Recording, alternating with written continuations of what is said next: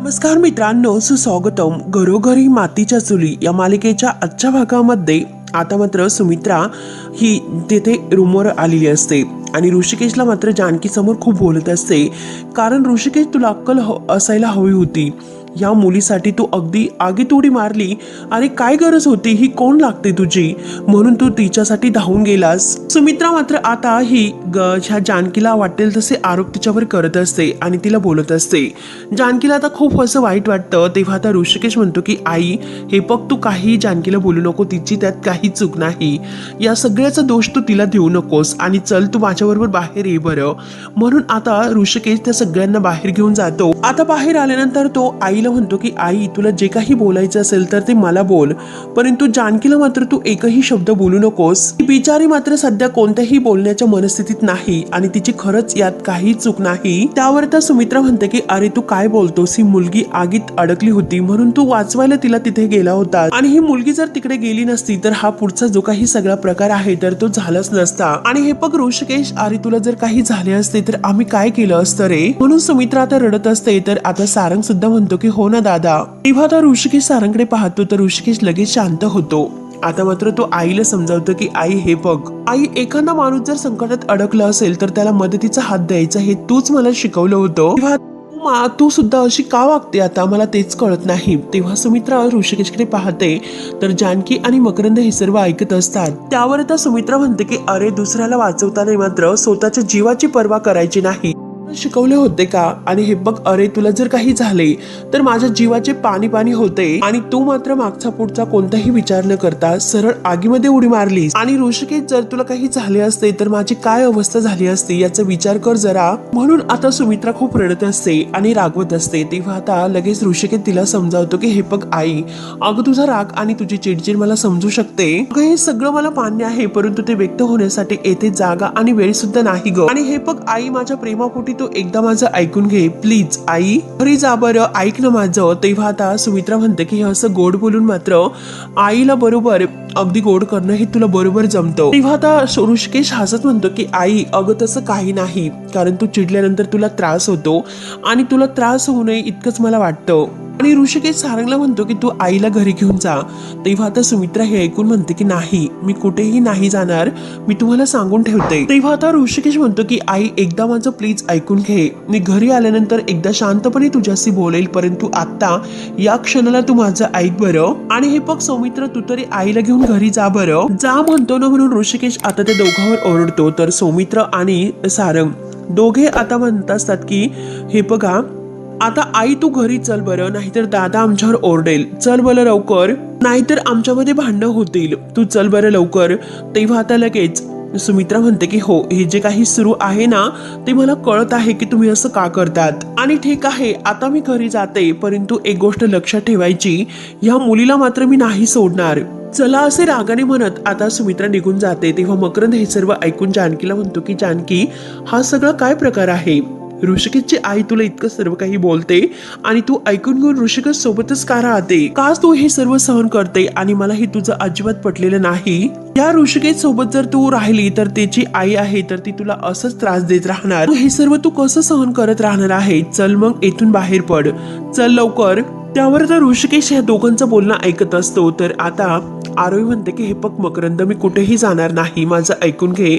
तेव्हा आता मकरंद म्हणतो की जानकी, हे बघ प्लीज माझं ऐक तू. अगं चल इथून, का तू इथे सहन करत राहते? चल बरं.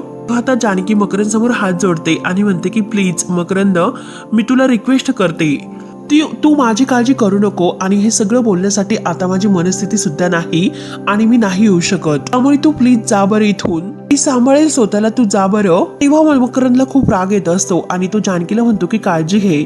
आणि रागानेच आता तो निघून जातो. आणि आता ऋषिकेश हे सर्व पाहत असतो. त्यानंतर ऋषिकेश आत येतो आणि ऋषिकेश आता जानकी समोर बसून जानकीला म्हणतो की हे बघ, तू आईच्या बोलण्याचं वाईट वाटून घेऊ नकोस, कारण कसं आहे की ती आता काळजीपोटी बोलली, त्यात तुझी काही चूक नाही.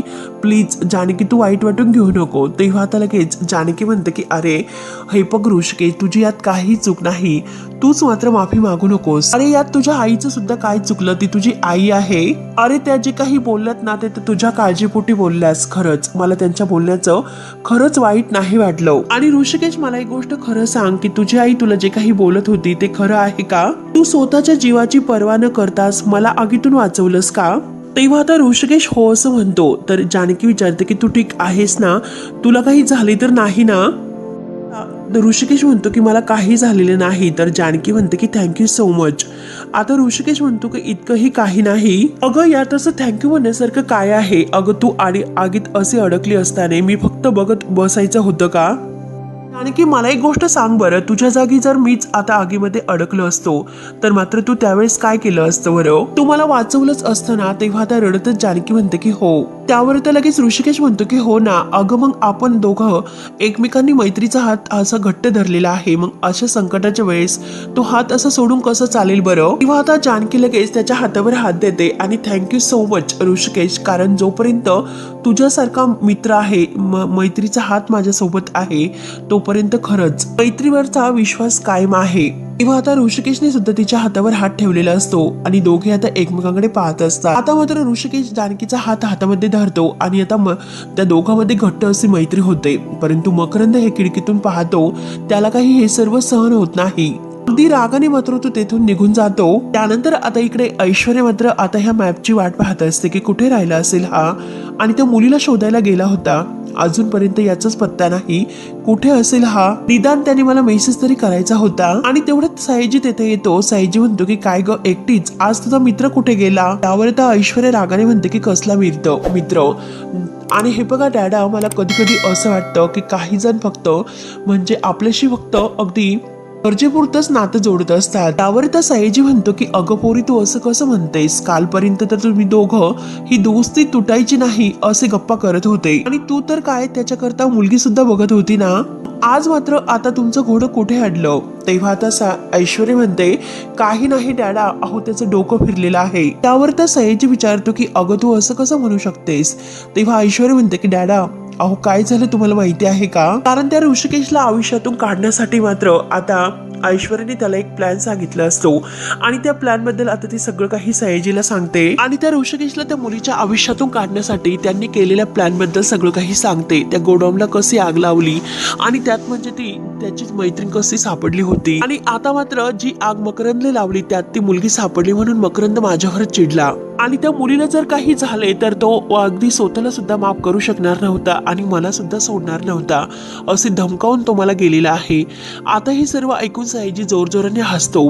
तेव्हा आता ऐश्वर्या म्हणते की डॅडा काय, अहो येथे माझी वाट लागली आणि तरी सुद्धा तुम्ही वा असं म्हणतात, आणि तुम्ही काय इतके हसतात? त्या मुलीला जर काही झाले तर मॅप मात्र माझ्याबरोबर बिझनेस नाही करणार. तेव्हा आता सयाजी म्हणतो की अगं त्यापासून आपलं कुठे काय अडलं आहे?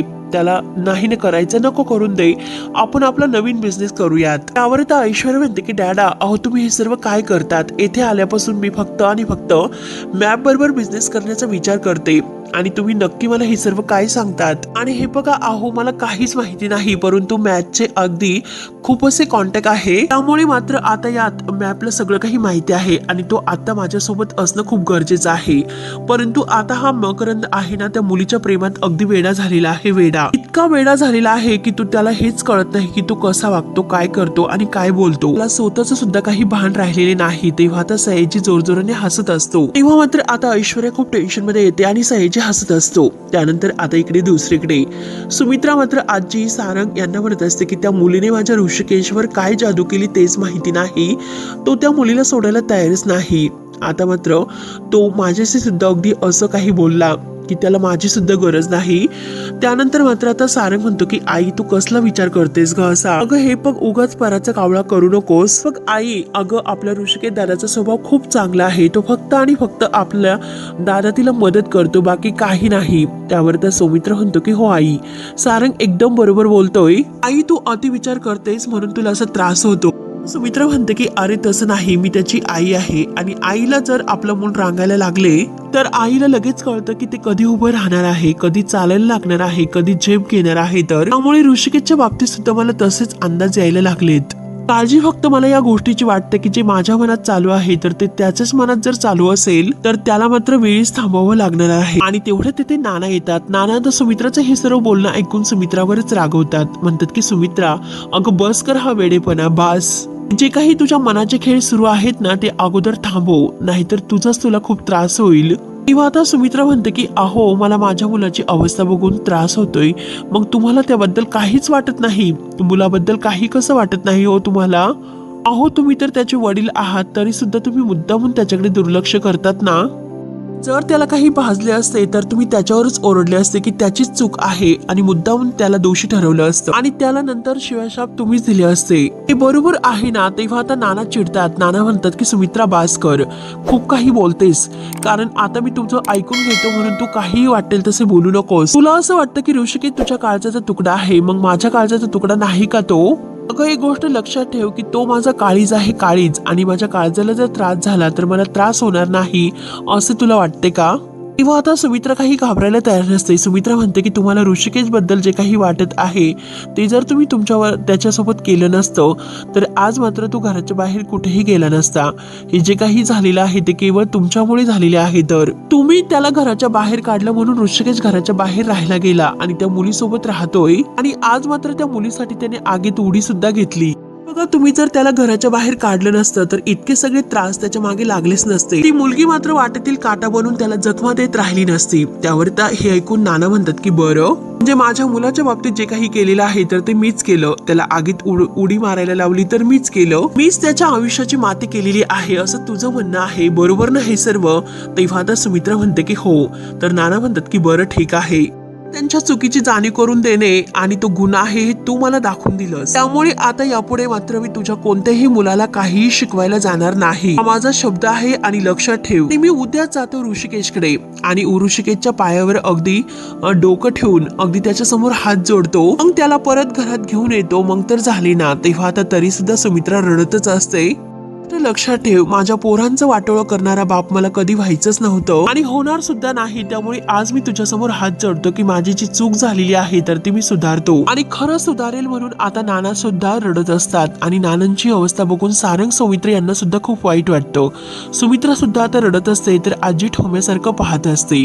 त्यानंतर आता इकडे जानकी ही गोळी औषध घेत असते आणि ऋषिकेश तिच्यासाठी सूप घेऊन येतो आणि चला तर आता मस्त सूप खाऊन घ्या, पिऊन घ्या. तेव्हा आता लगेच जानकी सूप वगैरे घेते आणि आता ऋषिकेशला थँक्यू असं म्हणते आणि परत सॉरी सुद्धा म्हणते की कारण या घरचे नियम आहे तर ते मीच बनवले आणि शेवटी मीच मोडले. त्यावर आता ऋषिकेश विचारतो की तुला असं का वाटतं? त्यावर आता जानकी म्हणते की अरे, पहिल्या दिवशी मीच ठरवलं होतं की आपण सगळी कामे ही अर्धी अर्धी वाटून घ्यायची, पण आता बघ ना, अरे घरातील सगळं काही कामाचा भार तुझ्यावरच येतो. सगळी काम तुला घरातील तुलाच करावी लागतात आणि उलट तुला माझी सेवा सुद्धा करावी लागते. त्यावर आता ऋषिकेश हे सर्व ऐकून म्हणतो की काही कसं बोलतेस जानकी? सगळ्यात अगोदर कौतुक सोहळा आहे ना तो करण्याचा बंद कर. हे जे काही गरम गरम सूप आहे ना ते पिऊन घे, नाहीतर ते गार होईल. तेव्हा आता लगेच ऋषिकेश बाजूला जायला निघतो, परंतु जानकी लगेच म्हणते की तुझी आई तुला जे काही म्हणत होती ते एकदम बरोबर होतं.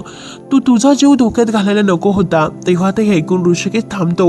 अरे ऋषिकेश, तुझ्या मागे तुझं अख्खं कुटुंब आहे, तुझे आई बाबा आहेत, तुझी भावंड आहेत, भरपूर नातेवाईक आहे, परंतु माझ्या मागे मात्र कोणीच नाही. आणि हे बघ, मला जर काही झालं असतं तर कुणाला काहीच फरक पडला नसता आणि जर तुला काही झालं असतं तर मात्र. तेव्हा लगेच आता ऋषिकेश हे सर्व ऐकून म्हणतो की तर मला काही झाले तर नाही ना. आणि हे बघ जानकी, मी तुझ्या समोर मात्र अगदी ठणठणीत उभा आहे, परंतु यात मात्र सगळ्यात एक वाईट गोष्ट अशी ठरलेली आहे. तर जानकी विचारते की काय रे ऋषिकेश?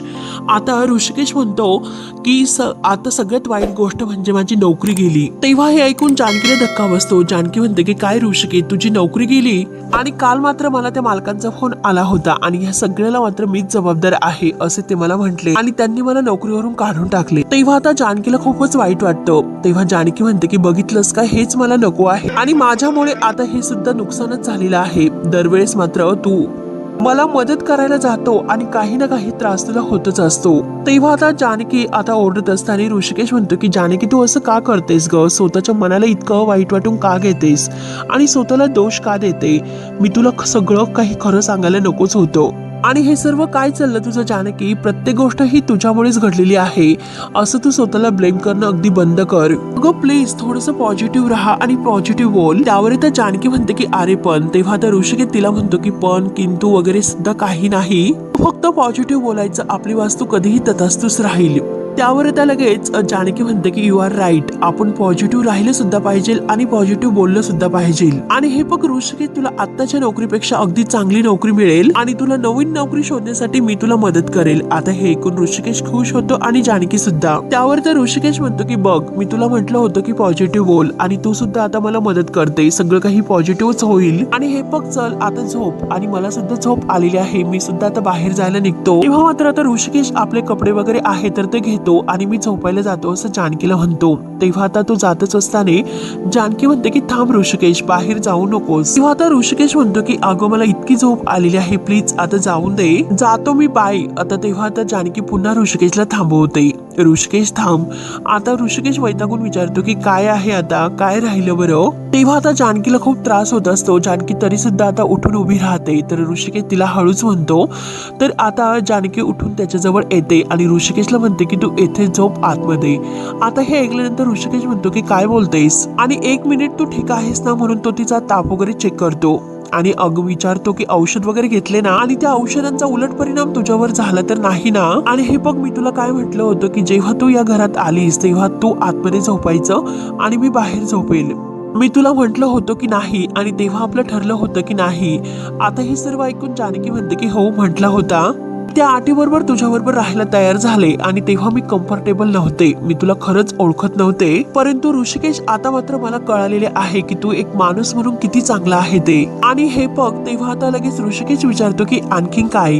तर आता जानकी म्हणते की अरे हिवाळा सुरू आहे, बाहेर खूप थंडी आहे, त्यामुळे तू या थंडीमध्ये झोपू नकोस, तू आतमध्ये झोप. तेव्हा आता लगेच ऋषिकेश म्हणतो की कसं आहे हे बघ, एक वेळेस मात्र मी थंडी सहन करेल, परंतु आतमध्ये झोपल्याने मात्र उगाच चर्चेला उधाण येईल आणि विनाकारण लोक हे तुला बोल लावतील, ते मला नाही सहन होणार. तेव्हा आता जानकी म्हणते की लोकांना जे बोलायचं आहे ते तर बोलणारच. अरे आपण लोकांचं तोंड नाही धरू शकत, तुझ्या आणि माझ्या नात्यात विश्वास तर आहे ना, आपल्या दोघांमध्ये विश्वास आहे तर मग झाले. आणि हे बघ, ज्या मुलाने स्वतःच्या जीवाची पर्वा न करता माझ्यासाठी त्याचा जीव धोक्यात घातला, आज जर मी त्या मुलावर विश्वास नाही ठेवला तर मात्र मी कुणावर विश्वास ठेवण्याच्या लायकीची नाही राहणार. त्यामुळे प्लीज ऋषिकेश, माझ्या नजरेमध्ये मात्र प्लीज मला विश्वास ठेवण्याच्या लायकीची राहून दे. प्लीज ऋषिकेश, प्लीज आज तू आतच झोपायचं. तेव्हा आता लगेच ऋषिकेश म्हणतो की ठीक आहे मी आज झोपेल, पण एका अटीवर. तेव्हा आता लगेच जानकी विचारते की कोणती अट. मी येथे बेडवर झोपेल आणि तू खाली झोपायचं. आता मात्र लगेच जानकी पाहत असते, जानकीचा चेहरा लगेच पडतो. तर ऋषिकेश अगदी जोरजोराने हसायला सुरुवात करतो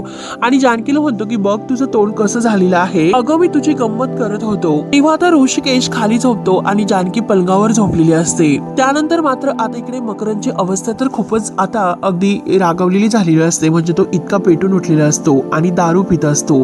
सारखे आता ते सगळे काही भिंतीला लावलेले जानकीचे फोटो आहे, तर त्या फोटोकडे पाहतो आणि त्या फोटोकडे बघत म्हणतो की जानकी, जानकी तुला काय सांगू की मला किती त्रास झाला तुला त्या अवस्थेमध्ये बघून, आणि मला इतका त्रास झाला. आणि हे बघ जानकी, तू माझी आहेस माझी, मी त्या ऐश्वर्याच्या नादाला लागलो, ती माझी चूक आहे, चूक. ती काही पण माझ्या डोक्यात भरवत असते आणि मी सगळं काही करायला तयार असतो. माझी चूक झाली म्हणून आता खूप रडत असतो आणि स्वतःलाच आय एम सॉरी असे म्हणत असतो. जानकीच्या फोटोसमोर हात जोडतो आणि जानकीला सॉरी म्हणून पुन्हा असं नाही होणार असे म्हणत असतो. प्लीज जानकी तू मला माफ कर. आणि तो ऋषिकेश, आणि आज मात्र तो तुझ्या बाजूला झोपतो आणि तुझ्या बरोबर राहतो, तुझ्या हातामध्ये हात देतो. काही झाले तरी मी कधीही तुला त्याची नाही होऊन देणार, तू फक्त आणि फक्त माझीच आहे. म्हणून मात्र आता जोरात जो काचेचा ग्लास आहे तर तो दाबतो आणि आता त्याच्या हातामधून रक्त येत असते. सगळ्या काचा हातामध्ये घुसलेल्या असतात आणि रक्त वाहत असते. तेव्हा आता मकरंद लगेच बेडवर पडतो आणि नशेमध्ये तेथे झोपून जातो. त्यानंतर आता दुसऱ्या दिवशी सकाळी जानकी तयार वगैरे होते आणि ऑफिसला येते. आता ऑफिसला आल्यानंतर जानकी रश्मी जवळ येते आणि रश्मीला विचारते की रश्मी, मला येण्यासाठी उशीर नाही ना झाला. तेव्हा आता रश्मी नाही म्हणते. तर जानकी विचारते की मकरंद सर आले का. तर आता रश्मी म्हणते की नाही, अगं मी त्यांना खूप कॉल केले परंतु एकही कॉल त्यांनी रिसीव्ह नाही केलेला. जानकी, अगं मला एक गोष्ट सांग, तू ठीक तर आहे ना. तेव्हा आता जानकी हसून म्हणते की हो ठीक आहे. तेव्हा आता रश्मी म्हणते की अगं काल मला मकरंद सरांकडून कळलंय कालच्या आगीबद्दल.